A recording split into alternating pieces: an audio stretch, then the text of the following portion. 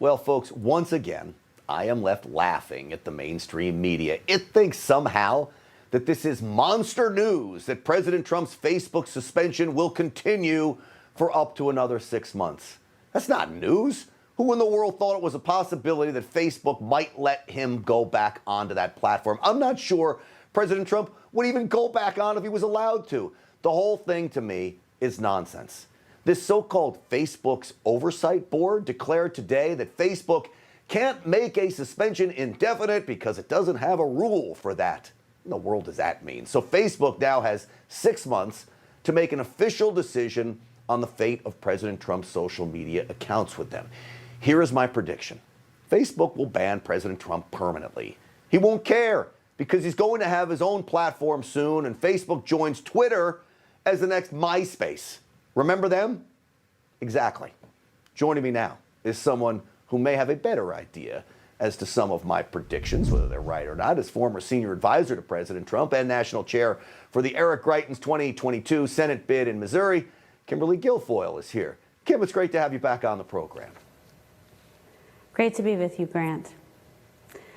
So, Kim, I guess can you this believe couldn't it? come So as a surprise, Facebook, right? really shock and awe here. But what it does tell you is that these elites in Silicon Valley really shouldn't have the power that they have. They've become too big, that they would actually ban a former president. And by the way, not just a former president, but the front runner for the 2024 election. Let's be honest. But President Trump and the movement that he created, the America First agenda, and all the policies and programs that he implemented are far bigger than any one company. And you're absolutely right. Remember MySpace? No one really does. So let's see what happens. The bottom line is he is able to reach so many Americans. They're going to try to censor free speech in the democratic process, but they're not going to be able to stop, God-loving, liberty and freedom-loving, First Amendment-loving Americans and conservatives out there. They're going to express their viewpoints and support a former president that they believe in and that they anxiously await if he will actually make a decision to run again in the future. So his popularity remains immense, and he is still really the kingmaker in the Republican Party. All right, so Kim, President Trump coined the phrase fake news, and it's just perfect. I use it all the time. So many people do. Now, let me give you a little taste of fake news today once news came out that the ban was going to remain in place. Watch this. The suspension of former President Trump was necessary to keep people safe. Obviously, Facebook has its own motives in this. Let's be clear. They're a profit-making enterprise. They wouldn't have done this if they didn't think it was good for business. He doesn't need to contaminate the airwaves all over the world with Facebook. I think about, if this was in 1940s in Italy, would we want Mussolini on the radio? No, we would not. Oh, my God. Would we want a cackling hen on TV and her? No, we do not, but we have her. Kim, I don't even know if it deserves a response, really. Well, it's just ridiculous. The hypocrisy, the hysteria, the censorship is very un-American. And this is why they're going to see that they're going to lose, the House, and they're going to lose the Senate in 2022. And a Republican, perhaps even President Trump, is going to win the White House back in 2024. They do not see the mess that they are making and how outraged people are across this country. And it's just shameful, but they're bringing this down on themselves. But we're not going to stop. We're going to continue to fight and go forward. Let me tell you something. The president looks better and stronger than ever. He is such a fighter. He has immense support, and people are tired of it. They already want like a mulligan from dealing with Biden and Kamala Harris. The things that they are doing, even liberal Democrats are saying, wait a second, what is going on in this country right now? How great would it be if we could only get a mulligan? I would die for one of those right now, but 2024 is our mulligan, and it sounds like there's still hope of maybe him coming back in 2024, Kim. But before I let you go, you're part of a big race. Eric Greitens running in Missouri. You got the McCloskeys running there, too. I think they're both really great guys, Mark McCloskey and Eric Greitens.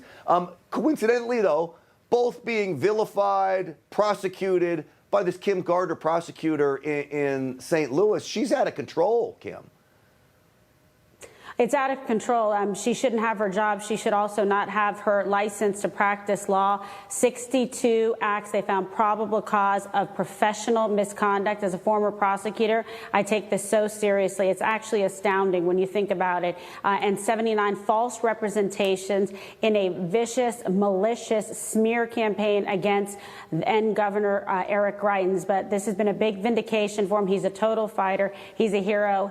He's a Navy SEAL who served his country admirably, 2 New York Times bestsellers, a Rhodes Scholar, but he never gives up. And it reminds me of President Trump when he was fighting back in 2016 and fighting back now. And I know that, Eric is somebody who fought very hard for the America First agenda and for President Trump. And not only that, someone that tried to drain the swamp and also fight against Antifa. Well, and what did he get? He got the smear campaign against him, a vicious prosecution. It is absolutely outrageous, and there must be ramifications. There must be some action taken forward against this person. It is just unbelievable what's transpired here. But, Eric has been a strong fighter, and he'll continue to fight when he's elected the senator for the great state of Missouri, and we're looking forward to making it happen. Well, it's a common theme now in this program. We're talking about lock 'em up politics, played by the Democrats, and that's fitting right in here as well. He came on the program. I really do. I like him. He was a nice guy,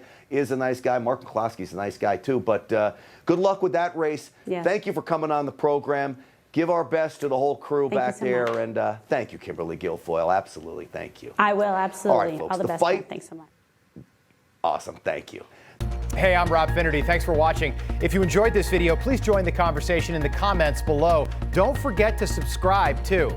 Hit the bell icon to be alerted to breaking news. And remember, there's a whole lot more on Newsmax TV, America's fastest growing cable news network. Newsmax TV, we're real news for real people.